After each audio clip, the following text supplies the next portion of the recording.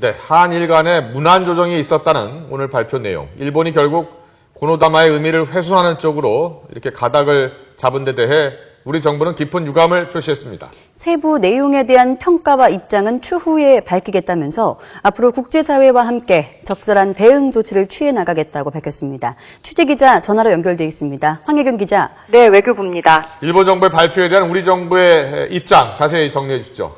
네, 아침부터 일본의 발표 내용에 촉각을 곤두세우고 있던 우리 정부는 당혹감을 감추지 못했습니다. 외교부 대변인 명의로 낸 성명에서 정부는 일단 일본 정부가 고노다마 검증을 강행한 데 대해 정부 차원의 깊은 유감을 나타냈습니다. 그러면서 일본이 이번 검증 결과는 사실관계를 호도함으로써 담화의 신뢰성을 훼손했다고 지적했습니다. 그 근거로는 먼저 고노다마는 일본 정부가 자체적인 조사와 판단을 기초로 한 문서이며 우리 정부는 일본 측의 거듭된 요청에 따라 비공식적으로 의견을 제시했을 뿐이라고 일축했습니다. 또 그 과정에서도 위안부 문제의 진상규명은 양국 간 교섭의 대상이 아니라는 입장도 분명히 유지했다고 덧붙였습니다.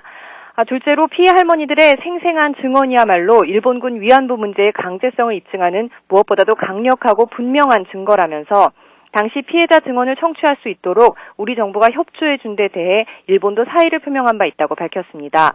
뿐만 아니라 일본이 위로금 명목으로 아시아 여성기금의 일시금 지급을 강행한 데 대해 우리 정부가 분명히 반대했고 그런 취지의 성명을 당시 발표한 바 있다고 설명했습니다.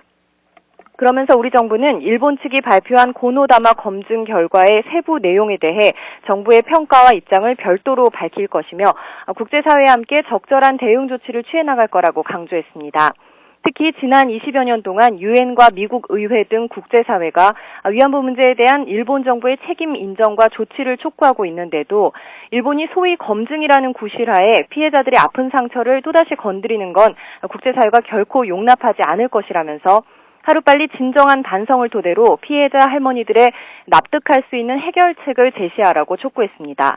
앞서 우리 정부는 현재 한일 관계가 악화될 대로 악화된 데다 국제적인 여론 등을 고려할 때 일본이 고노다마의 내용을 수정하거나 의미를 훼손하지는 못할 것으로 내다봤습니다.